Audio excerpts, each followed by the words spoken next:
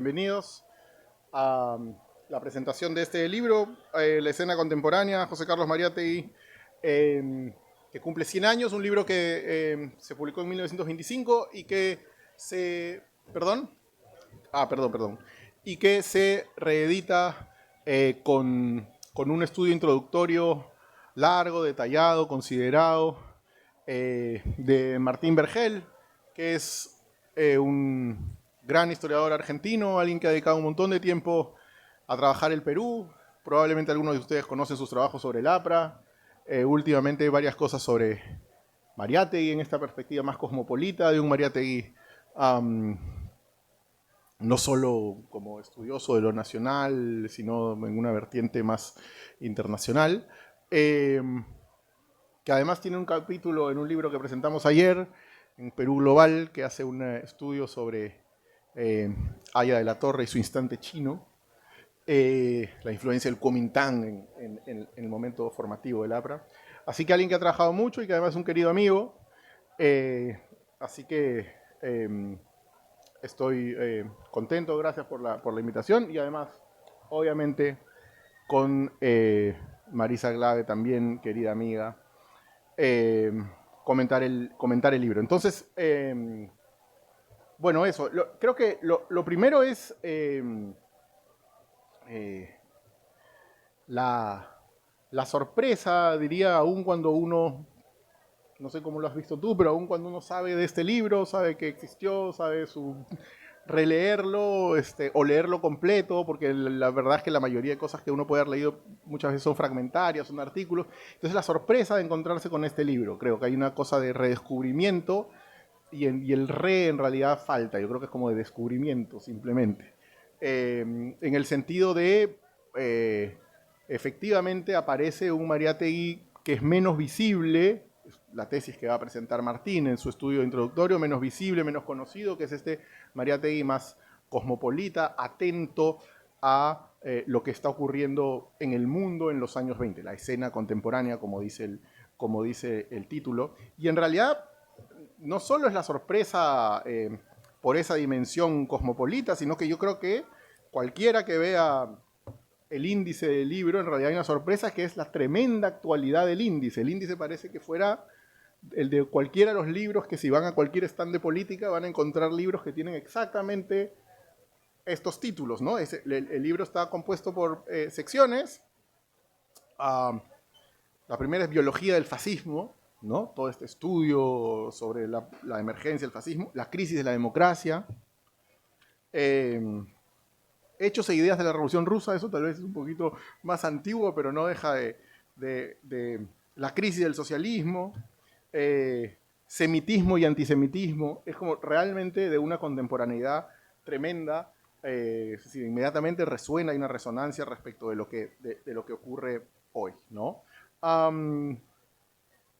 Así que eso. Y entonces, por lo tanto, me parece importante que Martín trata de darnos la idea de que este no es un libro menor, no es un libro tangencial, simplemente fragmentario, una compilación de artículos, sino que es el otro gran libro de Mariátegui, que es el que viene a completar los 7 ensayos. Es su mirada sobre el proceso mundial. Y creo que efectivamente el estudio introductorio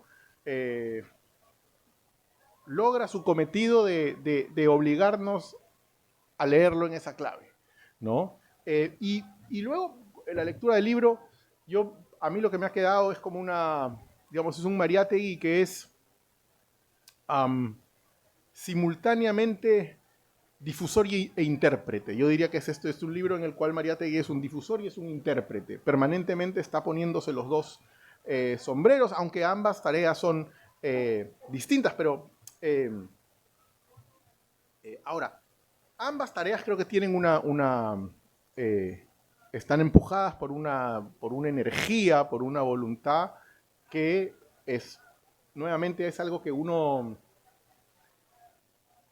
tiene en la cabeza por las lecturas acumuladas, por lo que uno entiende de Mariátegui, pero cuando lo ves claramente esto, que a mí siempre me impresionó en mis propias lecturas de Mariátegui, siendo alguien que no viene de ninguna vertiente mariateguista, particular, que es la presencia del arte, de la vanguardia, ¿no? A mí siempre me impactaron los textos de Mariátegui, más que los políticos, siempre me impactaron los artículos que tiene sobre Chaplin, sobre Joyce, ¿no? Alguien que está realmente entendiendo que es ahí donde está ocurriendo la otra revolución. Y creo que este es un libro en el cual eso está más presente, por ejemplo, que en los 7 ensayos. En los 7 ensayos ya es un Mariátegui que ha medio que depurado esas veleidades más vanguardistas, artísticas, y es un libro más, más duro en ese sentido, ¿no? Y entonces, esto, ¿no? Es un proyecto de intérprete y de difusor, que el nombre de su columna, de hecho, ya es revelador, ¿no? Se llama, ¿cómo es? El cable, lo que el cable no dice, o algo así, ¿no? Es su columna, en estos, son artículos que han aparecido en Variedades, en Mundial, en la época, y su columna se llama de esa manera, lo que el cable no dice, ¿no? Que ya es todo una declaración de intenciones, ¿no? En el sentido de que, bueno, va a informarnos de lo que está ocurriendo en el mundo, pero también sabiendo que lo que usualmente te dan como información no alcanza, que hace justamente falta la llave interpretativa. De hecho, hace unas semanas, Paulo Drinot, que es un historiador peruano que trabaja también Mariátegui, de hecho en Perú Global escribe un texto que se llama Mariátegui Global, decía en una imagen que me pareció súper buena, decía, Mariátegui era el Farid Cajat de la época, ¿no? Mariátegui era el Farid Cajat de la época. Era quien estaba explicando los procesos internacionales, pero creo que es claro que no solo los está difundiendo, sino que está tratando de interpretar, y es realmente impresionante porque realmente, aunque la frase sea manida, hecha, nada de lo humano le es ajeno, ¿no? Es como realmente una cosa así totalizante, desbocada, ¿no? Y además, como sabemos, de alguien que muere a los 35 años, que 6 años antes pierde una pierna, que todo eso lo va a hacer con una energía salvaje, ¿no? También debo decir, es parte más como personal, aparece claramente el Mariátegui con el que no tengo nada que ver. Es más, con el que soy no solo ajeno, sino contrario, ¿no? Que es esta emoción de vivir peligrosamente el delirio místico, revolucionario, y la violencia, y Sorel, y, ¿no? No quiere nada con el socialismo democrático, no quiere nada con Suecia, nada de eso, ¿no? La violencia. La violencia, frente a la violencia solo hay dos caminos, ¿no? O la ejerces o la padeces, ¿no? Es decir, Mariátegui no es un caviar. Si usamos la definición de Eduardo Darllán y su libro que acaba de salir, no es un caviar. No quiere pragmatismo, no quiere negociaciones, instituciones que medien, no. ¿No? Es una vía de otro tipo. No hay espacio para el centrismo, la moderación, en fin. Y místico además, ¿no? Esta cosa, bueno, en fin, típico tema Mariátegui, ¿no? La agonía y qué sé yo, ¿no? Ok, pero eso, quiero mirar un reloj para saber qué cosa estoy... y por supuesto la difusión también tiene un propósito instrumental, las masas, el proletariado tienen que estar informadas de lo que va ocurriendo para poder darle sentido a la acción política, ¿no? Y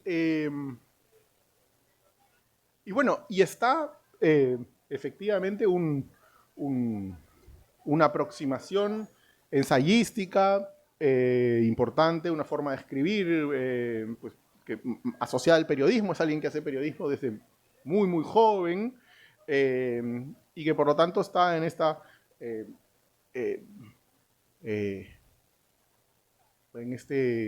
a caballo entre lo periodístico y la interpretación, ¿no?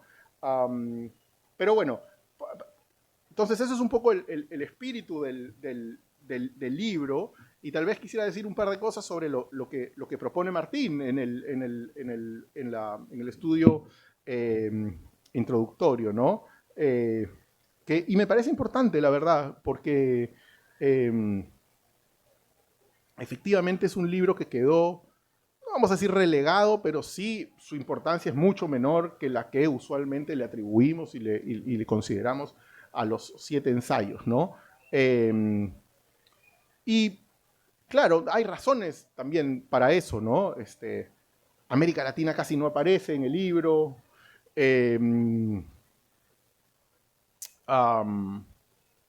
Pero bueno,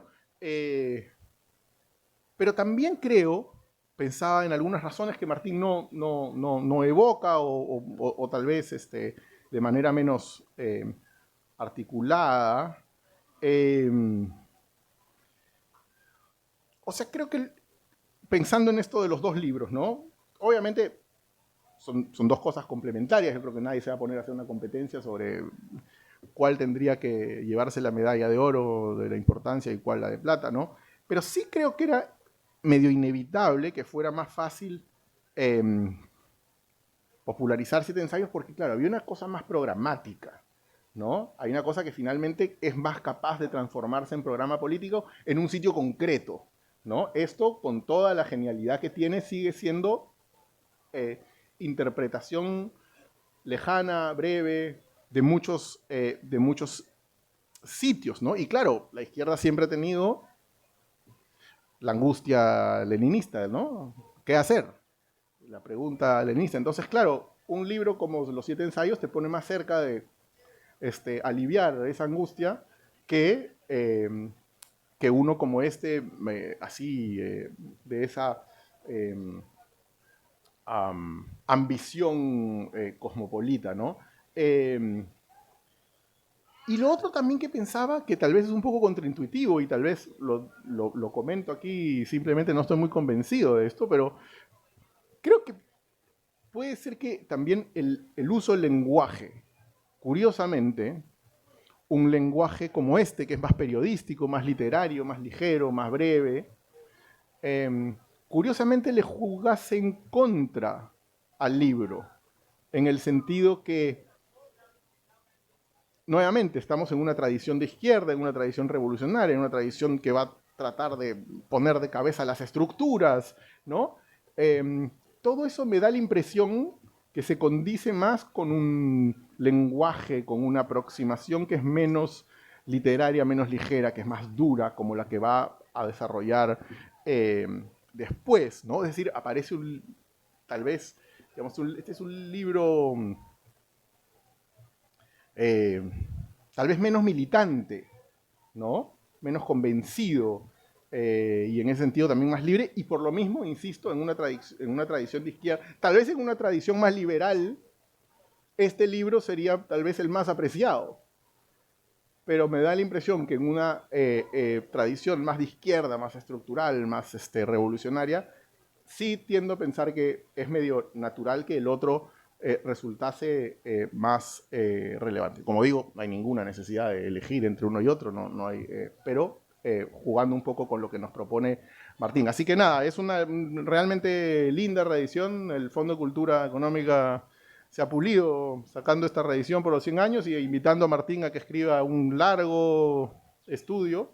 Así que, bueno, felicitaciones Martín y nada, gracias.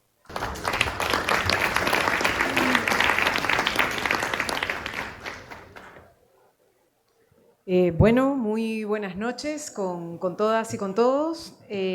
Agradecer al Fondo de Cultura por la invitación y felicitarlos por esta iniciativa. Ha sido rico reencontrarse con Mariátegui después de tanto tiempo. Agradecer a Martín por el estudio introductorio y por haberme invitado. Él y yo nos conocimos hace como 20 años, más o menos, cuando andaba en el mundo militante, ese que no le gusta a Alberto, la iniciativa, el espíritu del Foro Social Mundial. Por ahí nos conocimos. Y bueno, hace 20 años también yo leía a Mariátegui más o menos por primera vez. Entonces, 20 años después, una alegría releer a Mariátegui y reencontrarte a ti también, Martín. El libro, como ha contado Alberto, tiene una primera parte que es un estudio, digamos, de Martín, que es como una especie de como una brújula, digamos, como una especie de cartografía para tratar de entender el pensamiento de Mariátegui, y se agradece. Porque como dice Alberto, este libro, a diferencia de los 7 ensayos, es como el mismo Mariátegui lo dice, un poco más fragmentario, digamos, ¿no? O sea, va llenándose como de episodios a lo largo de la narrativa, y por tanto, leer un estudio inicial, por eso a quienes lo compren, que además lo recomiendo comprar, lean el estudio porque ayuda a darle la unidad al texto y a entender al autor en un contexto particular. Sobre esta invitación de Martín, yo tengo como tres comentarios, he organizado un poco esto en 3.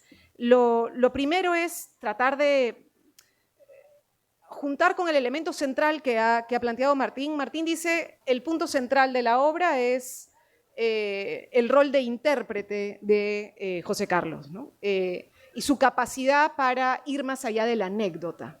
Más allá de la ligereza del lenguaje, que dice Alberto, hay acá alguien interesado en ir más allá de la anécdota. Es decir, no son una recolección de textos donde simplemente se van dando datos históricos o nos perdemos en el acontecimiento, sino que hay un esfuerzo de interpretación de un Mariátegui marxista.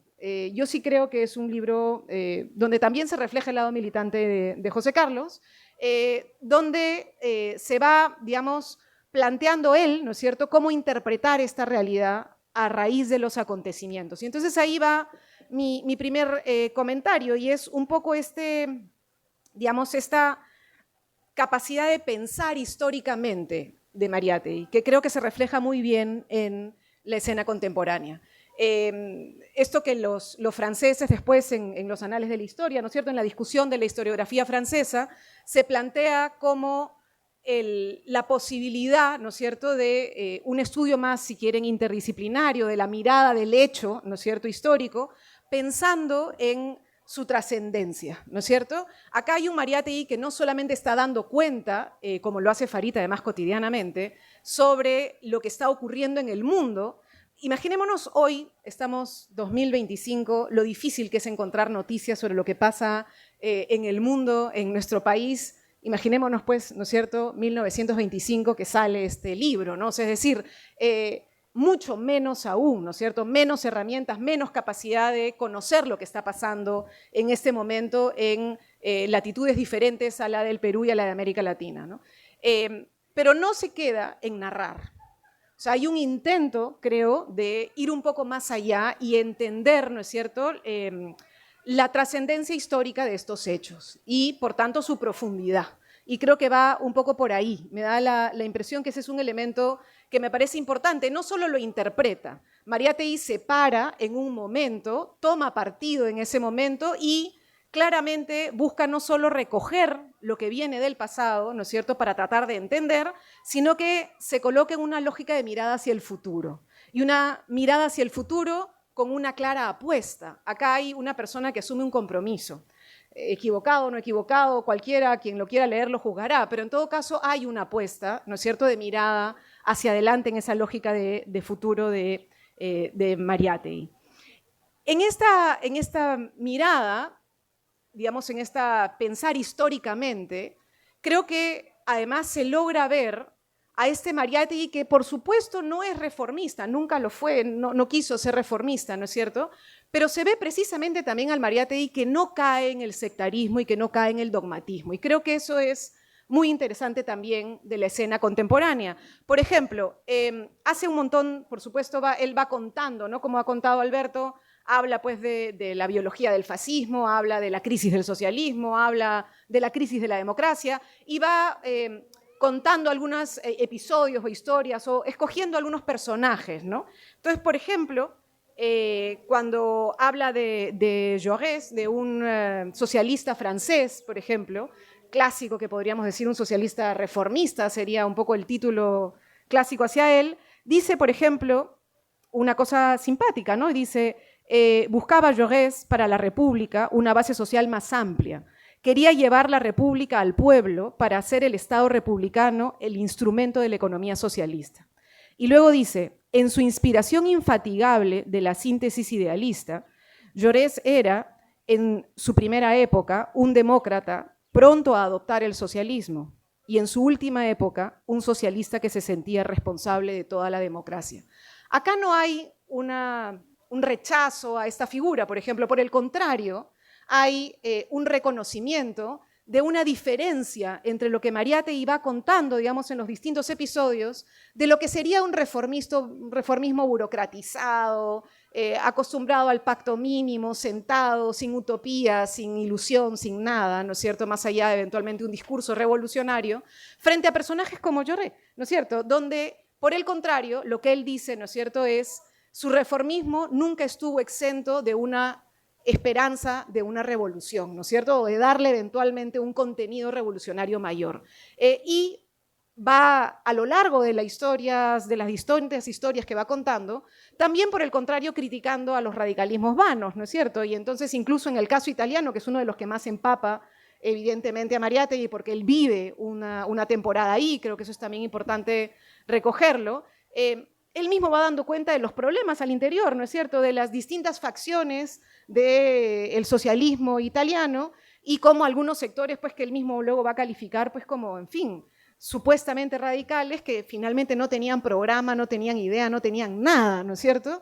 Y entonces, ¿para qué eres un revolucionario? Eso no es ser un revolucionario casi, que es lo que dice Mariátegui, ¿no? Eso es llenarte un poco la boca sin tener capacidad real de plantear algo que permita procesos de transformación. Y aquí voy a un elemento que me parece interesante, y es a esta persona, ¿no es cierto?, ubicada, militante, ubicada además en un momento histórico específico, que él está sintiendo el momento de cambio, ¿no? Hay uno de los elementos que recoge Martín, que es la idea de la época, ¿no?, que está muy presente en el texto, y es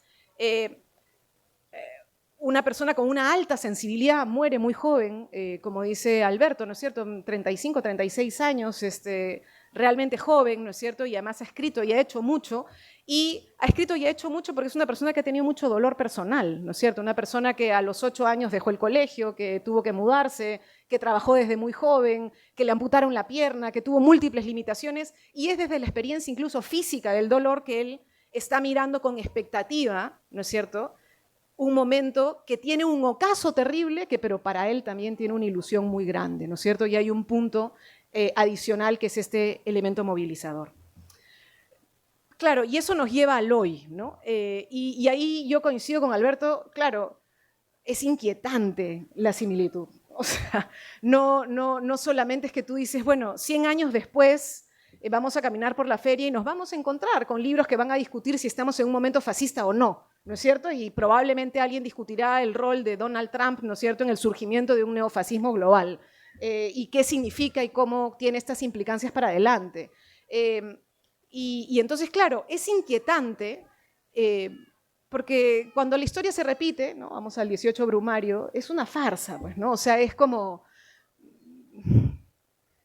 ¿qué pasa?, ¿no? O sea, ¿cómo puede ser que nuevamente estemos en este escenario? Y en relación a algunos temas, ahí uno de los elementos que pone con mucha crudeza Mariátegui es, bueno, los límites pues, de la farsa para él de la democracia capitalista, ¿no? Que finalmente se entrega al belicismo, que finalmente se entrega a la muerte, ¿no es cierto?, para asegurar materias primas, para asegurar comercio, para asegurar industria, y que va en contra de los elementos esenciales de la supuesta promesa democrática, ¿no? Y entonces habría que preguntarnos hoy, ¿no? O sea, en este momento en el que nuevamente hay una discusión sobre si la crisis de la democracia, sobre si está asaltada, hay que leer al profesor Vergara, sobre si está en otra situación, en otra dimensión, no sabemos, pero la realidad es que es una democracia que otra vez, ¿no es cierto?, comienza a tener vacíos profundos. Y entonces, 100 años después de la escena contemporánea, una Unión Europea venida a menos, cómplice del genocidio en Palestina, en un momento, ¿no es cierto?, en donde estamos viendo en tiempo real cómo se mueren niños de hambre con balas, en algo que debiera ser algo que interpele y movilice a la humanidad, ¿no es cierto? Y lo que tenemos pues es a lo máximo Emmanuel Macron diciendo que va a reconocer al Estado palestino, ¿no? Bueno, ¿qué tenemos que coger como elemento de análisis hoy, ¿no es cierto?, de este libro que ya decía, bueno, la crisis de la democracia? Luego Mariátegui, por supuesto, no vio el fin del socialismo real, no vio qué cosa pasó con Stalin, no terminó de ver todo lo que ocurrió, ¿no es cierto? No se vio supuestamente el resurgir de la democracia, pero hoy volvemos a ver el ocaso, ¿no? O sea, volvemos a ver otra vez el tramonto, ¿no? O sea, otra vez es como la agonía, la discusión de si estamos ante el fin o no el fin, nuevamente, de esa misma apuesta, que no es capaz de darle, digamos, la mano sinceramente a quienes hoy sufren por la guerra y por la muerte, ¿no? Entonces creo que ese es un elemento que le trae una espeluznante contemporaneidad, ¿no? O sea, lo trae al hoy con mucha vigencia. Y hay un último punto que quiero rescatar. Martín ahora seguro lo explica con más detalle, junto con la interpretación y la idea de la época, recoge la idea de la crisis, ¿no? De la crisis cultural, que va a ser el germen de la idea de la crisis civilizatoria, que está muy presente también en el mundo mariategano, ¿no es cierto? Trae la idea de la revolución, ¿no? Como uno de los elementos y el ímpetu revolucionario, y si quieren, esos elementos que finalmente seducen, ¿no es cierto?, a Mariátegui y que lo entregan a abrazar, ¿no es cierto?, la idea revolucionaria, porque la está mirando además, ¿no es cierto?, está mirando el momento. Todo sobre la Revolución Rusa es una cosa ilusionante. Todos nos quedamos, yo me quedo también, por supuesto, con unas imágenes a veces escalofriantes, pero luego tú ves, pues, por supuesto, el trabajo que se hizo en la instrucción pública, por ejemplo, que recoge Mariátegui, absolutamente interesante, ¿no es cierto? La discusión, la idea de la educación mixta, la idea de la posibilidad de las distintas etapas formativas de las universidades, en fin, todo lo que significó una apuesta cultural, ¿no? Pero en ese momento me parece que sí se ve no solamente la lógica de la revolución en relación a esta idea más mística, sino que acá empieza a aparecer la idea del mito. No está expresamente dicho, pero está la idea del mito movilizador, ¿no? Que va a ser luego desarrollado en los 7 ensayos con mucha más claridad y que va a ser parte importante, ¿no es cierto?, de la línea de Mariátegui. Y acá está quizá lo menos contemporáneo, ¿no? O sea, es decir, de hoy, ¿no? De este momento contemporáneo nuestro.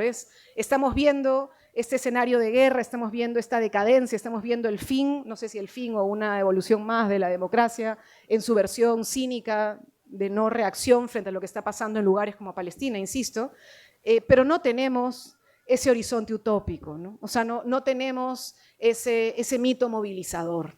Y entonces, claro, algunos dirán no es necesario, yo sí creo que es necesario, y habrá que ver si es que en algún momento esa tarea eventualmente se retoma, ¿no?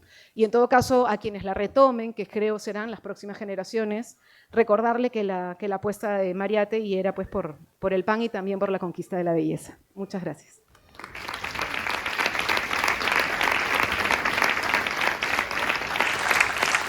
Bueno, ¿qué tal todos y todas? Gracias por estar aquí. Empiezo agradeciendo al Fondo de Cultura Económica y a Dante Trujillo, su director en particular, haberme conferido este honor real de haber hecho este estudio preliminar a este libro. Y también quiero agradecerle mucho realmente a Alberto y a Marisa, que, como acabamos de ver, han hecho unas lecturas muy enjundiosas, muy precisas. A mí me gusta mucho venir aquí al Perú porque siempre me reencuentro con capas de amistades de distintos momentos. Ahora con Marisa no nos veíamos hace mucho, pero bueno, la verdad que les agradezco mucho y daría para muchísima discusión, que no tenemos tiempo, saben que las presentaciones son acotadas, pero varias de las cosas que salieron daría para que las conversemos mucho. Bueno, trataré de ser breve. Cuando Dante Trujillo me ofreció hace más o menos unos 8 meses hacer este trabajo, dije inmediatamente que sí. Era en el marco de una reunión social, un cumpleaños. Estábamos celebrando el cumpleaños de un amigo en común.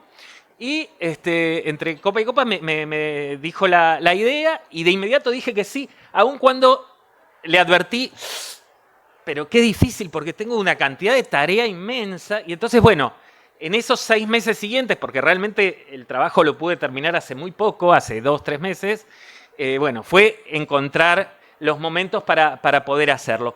¿Y por qué dije inmediatamente que sí? Bueno, por varias de las razones que aparecieron acá. Este es un libro que realmente a mí en particular me fascina, dentro de por muchas razones bien conocidas, muy atractiva obra de Mariátegui. Este libro en particular me fascina, tiene piezas únicas, diría, en la historia del pensamiento latinoamericano. Su biología del fascismo es una pieza única.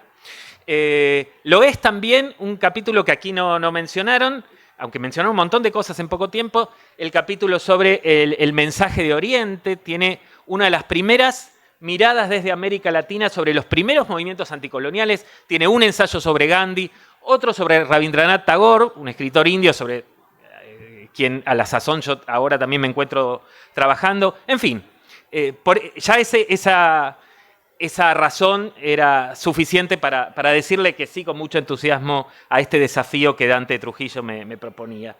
El segundo lugar, también lo han mencionado acá, Alberto se hacía eco bastante de esto, el relativo olvido de este libro, ¿no? Un libro que, digo, por un lado, el nombre lo conocemos, ¿no? Yo creo que todos y todas hemos escuchado hablar de la escena contemporánea. De hecho, por ejemplo, en Argentina hubo una revista cultural que se llama La Escena Contemporánea, pero como a veces sucede con Mariátegui, los nombres, y no solo con Mariátegui, hay que decirlo, los nombres o algunos títulos o algunas fórmulas condensan cosas y no vamos mucho más allá, muchas veces ocurre. Bueno, entonces este es un libro que de título conocido, pero de contenido no sé si tan conocido o tan abordado últimamente. Menciono nada más que, por ejemplo, es un libro que no tuvo otras ediciones latinoamericanas. Si ustedes van a México, a Argentina y a Brasil, los 7 ensayos, pero también otros libros de Mariátegui publicados póstumamente, porque sabemos que Mariátegui publicó solo 2 libros en vida, se han editado. Bueno, la escena contemporánea no hasta que tuve el honor de hacer este estudio preliminar, había muy pocos estudios preliminares. Por ahí Antonio Melis, gran mariateguista, en una edición de los años 70 hizo un estudio preliminar, pero a diferencia de los 7 ensayos, que tiene como 20, 25 grandes intelectuales que han hecho estudios preliminares, bueno, este libro no. Bueno, y habría otras razones para sumar datos, para sumar este relativo relegamiento. Entonces, bueno, ese es otro motivo por el cual me ponía muy contento que el Fondo de Cultura Económica se proponga hacer esta edición popular, verdaderamente popular, con un tiraje amplio y un precio económico. Y una tercera razón tiene que ver con algo que también creo que mencionaba Alberto.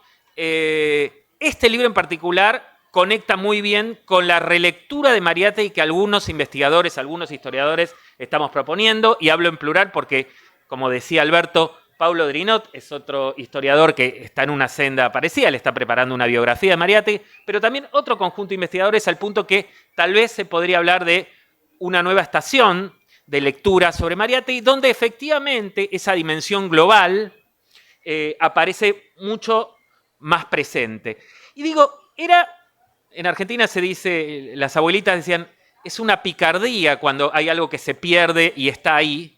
Bueno, era una picardía perderse a una figura con una mirada tan aguda, tan intensa, tan presente y tan creativa sobre la escena internacional. Yo diría, me atrevo a decir, lo dije en un posteo cuando anuncié el libro, que es difícil encontrar otro libro en la historia del pensamiento latinoamericano tan penetrante sobre un momento histórico del mundo. Por las razones y la exposición que ha sido hecha aquí, es un libro realmente excepcional.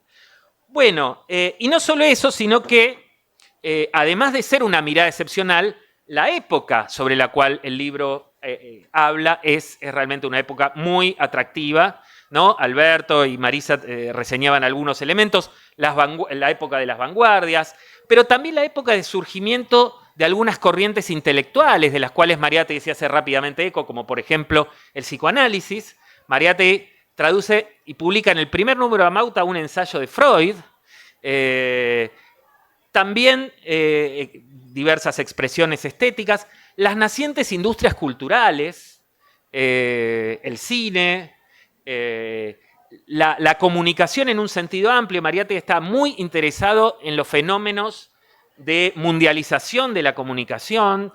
De hecho, vinculaba fuertemente a su internacionalismo político el hecho del internacionalismo de la época. Él dice, la época es internacionalista. El hecho de que podamos estar conectados, decía Mariátegui, de un modo que 30 años antes era imposible, bueno, nos hablaba de una época muy conectada, y eso a Mariátegui le interesaba mucho. Bueno, y muchos otros elementos que entonces, simplemente entonces para tomar a Mariátegui como historiador, me gustó lo de pensar históricamente que traía Marisa, me parece que es un libro que simplemente para ver ese momento, digamos, de los más ricos del siglo XX, esa década del XX, es interesante. Bueno, y digo un par de cosas más, nada más.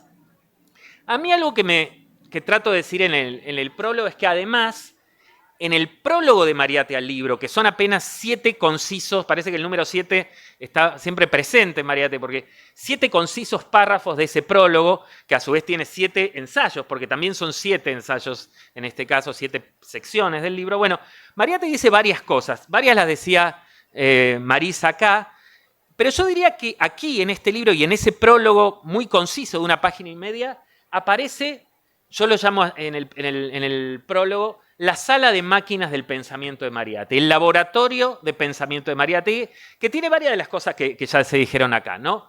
Mariátegui dice, para encarar esta época nos hace falta un método un poco periodístico y un poco cinematográfico. Un poco periodístico porque Mariátegui efectivamente tomaba a los datos, a las novedades, a las noticias como la savia que le permitía pensar, a condición de que esos datos, aquellas novedades, ahí estaba su formación como periodista, pero a condición de que pasaran por el rasero del crítico, pasaran por la mirada del intérprete, como ha sido dicho muy bien tanto por Alberto como por Marisa. Pero junto con eso, hay otros 2 conceptos que aparecen en ese breve prólogo que ya han sido mencionados y que me parecen que dan en una tecla que permanecerá en Mariátegui, permanecerá no solo, incluso para pensar los 7 ensayos. Uno es el concepto de interpretación, y vaya si no queda en el título de los 7 ensayos, y otro es un concepto menos considerado, que Marisa lo mencionó, que es el concepto de época. Yo hasta donde sé, solo Eduardo Cáceres, uno de los más agudos mariateguistas, tiene un pequeño artículo sobre la noción de época, pero es una noción que, si hiciéramos un ejercicio de detección de palabras, está una y otra vez en Mariátegui, ¿no? Mariátegui como alguien interno a una época, y la época como aquello que le permite desarrollar una mirada de historia global, ¿no? Porque esa época es la que le permite leer fenómenos muy lejanos como el socialismo en el Japón, Rabindranath Tagore, el socialismo en Francia, etcétera, etcétera, y por supuesto fenómenos latinoamericanos y peruanos como internos, como si pudiera imaginarse una conversación global sobre ese mundo que Mariátegui busca interpretar. De modo tal, entonces, que me parece que allí anida un momento importante para pensar toda la trayectoria de Mariátegui, todo su laboratorio intelectual. Bueno, y termino, porque nos quedan 2 minutos nada más. Sin duda la conversación podría seguir, me dan ganas de comentar sobre comentarios, pero voy también a decir algo sobre el presente, en realidad añadir algo sobre el presente, porque coincido con lo que han dicho tanto Alberto como Marisa, en particular lo que decía Marisa recién, ¿no? Hay muchos elementos que nos resuenan desde los temas, pero también nos resuena fuertemente la idea de crisis. Ustedes saben que lo primero que hace Mariátegui al volver de Europa es dictar una serie de conferencias que se llamó Historia de la Crisis Mundial, de modo tal que el concepto de crisis estaba muy presente en Mariátegui. Pero de lo que carecemos es del otro concepto estructurante, como decía Marisa recién, que es el concepto de revolución o de un horizonte de futuro. O sea, aunque sea, lo de revolución hoy puede sonar demasiado ambicioso, aunque sea un horizonte de futuro. Bueno, lo fascinante de la época de Mariátegui es que contenía ambas cosas, y Mariátegui despliega profundamente todas las implicancias tanto de la crisis como del futuro. Mariátegui era muy caro a las perspectivas futuristas, ¿no? Tanto provenientes de las vanguardias estéticas como también de la política, ¿no? Vaya si la revolución no es un concepto cargado de futuro. Entonces, simplemente para terminar, y coincidiendo con varias de las cosas que han dicho Alberto y Marisa, me parece que una relectura de este libro nos invita a, desde América Latina, animarnos a trazar también miradas sobre la crisis global, porque efectivamente no nos queda otra, digamos, ¿no? En esta época, con tantos elementos de contacto, el hecho de que una figura con las limitaciones de salud que tuvo Mariátegui, con las limitaciones de recursos también, haya podido desarrollar una mirada tan aguda, bueno, por lo menos a mí me resulta interpelante para, desde América Latina, poder tratar de ensayar miradas que se hagan eco, que resuenen con esa mirada de Mariátegui. Bueno, les agradezco mucho y bueno, y está aquí el libro disponible. Gracias.